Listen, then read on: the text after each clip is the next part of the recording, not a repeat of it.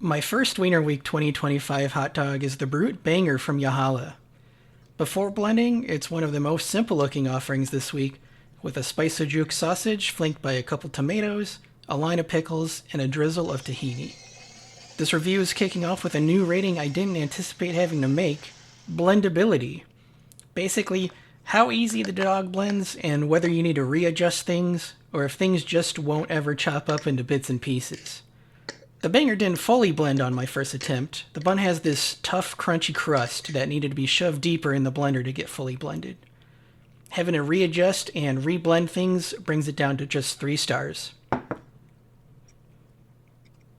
When I popped the blender open this time, I could almost taste it just from the smell alone, and I went from slightly hungry to absolutely famished. The sujuk smelled absolutely amazing, and just based on smell alone, I'm making it a goal to incorporate it into future meals. Of course, that requires gentle dental Washington to finally finish fixing my tooth. Anyway, smell is 5 stars, full marks, no question. Looks-wise, this hot dog turned into a rather appetizing pile of bread, pickles, tomatoes, and meat. It kind of looks like a stuffing of some kind, if somebody chopped the bread into smaller bits than normal. 4 stars. Now, for texture, this dog blended into this spectacular mix of chunks. An occasional chunk of bread, a crispy fresh pickle, a juicy bit of tomato.